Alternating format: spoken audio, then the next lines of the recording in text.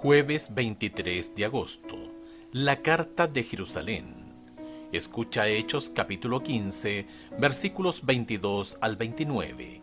¿Qué medidas adicionales dispuso la iglesia de Jerusalén en cuanto a la decisión del concilio? Entonces pareció bien a los apóstoles y a los ancianos, con toda la iglesia, elegir de entre ellos varones y enviarlos a Antioquía, con Pablo y Bernabé, a Judas, que tenía por sobrenombre Barsabás, y a Silas, varones principales entre los hermanos, y escribir por conducto de ellos los apóstoles y los ancianos y los hermanos, a los hermanos de entre los gentiles que están en Antioquía, en Siria y en Cilicia, salud.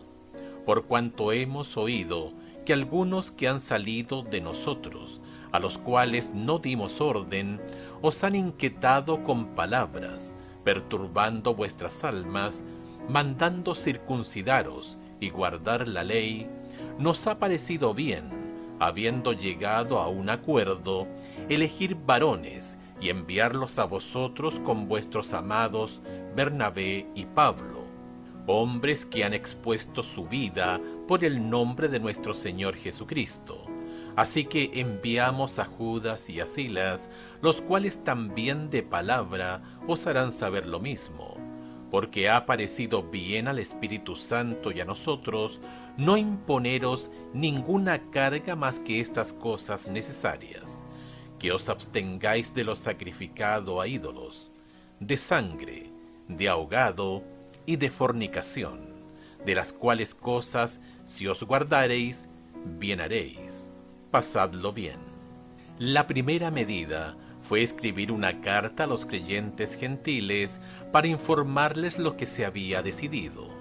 La carta, escrita en nombre de los apóstoles y los ancianos de Jerusalén, era un documento oficial que reflejaba la primacía de la iglesia de Jerusalén, desde luego debido al liderazgo de los apóstoles sobre las otras comunidades cristianas. Redactada en el año 49 después de Cristo, que es la fecha más probable del concilio. Esta carta es uno de los primeros documentos cristianos que tenemos.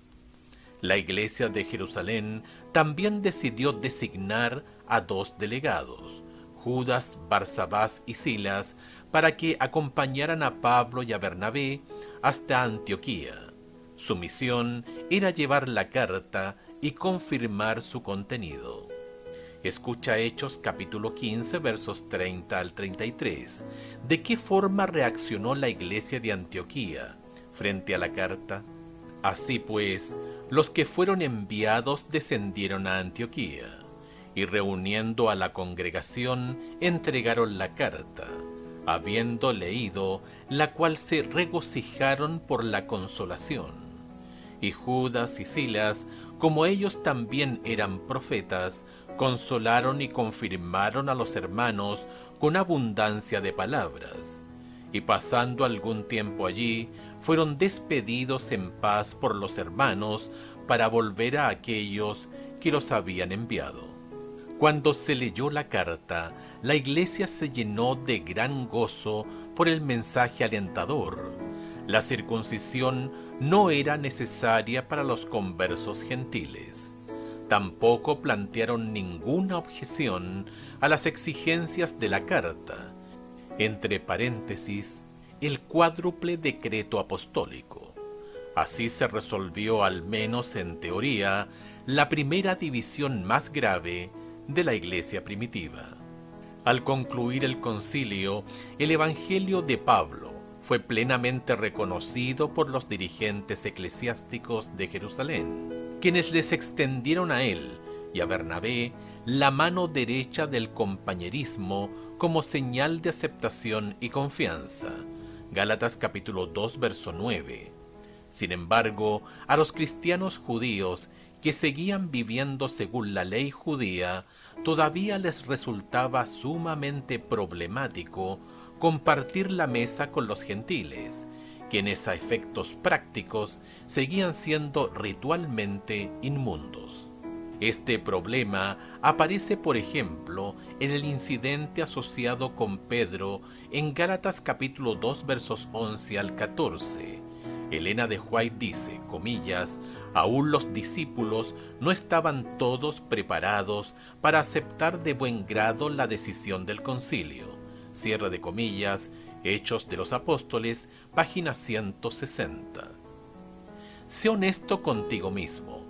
¿Cuán difícil te resulta tener comunión con creyentes de otras razas, culturas e incluso clases sociales?